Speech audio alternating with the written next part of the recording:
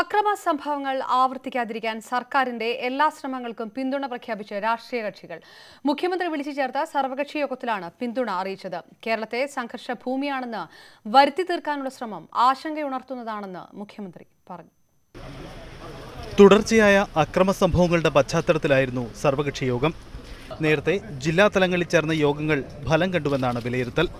എന്നാൽ കേരളം പ്രശ്നബാധിത മേഖലയാണെന്ന് വരുത്താൻ ബോധപൂർവമായ നീക്കം നടക്കുന്നുണ്ടെന്ന് മുഖ്യമന്ത്രി. ഇപ്പോൾ നടന്നുകൊണ്ടിരിക്കുന്ന പ്രചരണങ്ങൾ അത് ഗൗരവമായി കണ്ടുകൊണ്ട് എല്ലാ കക്ഷികളും ഒറ്റക്കെട്ടായി നിന്ന് കേരളത്തിൻ്റെ യശസ്, നല്ല ശാന്തിയും സമാധാനവും പുലരുന്ന ഒരു നാട് എന്ന യശസ് ഉയർത്തിപ്പിടിക്കണമെന്നുമാണ് സർവകക്ഷി യോഗം തീരുമാനിച്ചത്. പോലീസിന്റെ പ്രവർത്തനം യോഗത്തിൽ വിമർശന വിധേയമായി.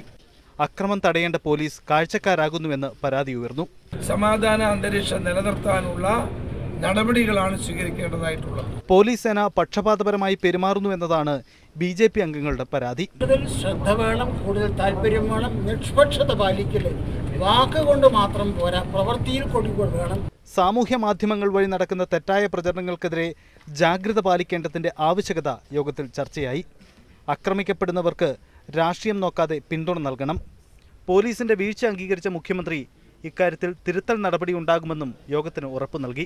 ചില കാര്യങ്ങളിൽ പോലീസ് കുറെ കൂടി ജാഗ്രത പാലിക്കണം എന്ന അഭിപ്രായം ഉയർന്നു വന്നു. ന്യൂസ് 18 തിരുവനന്തപുരം.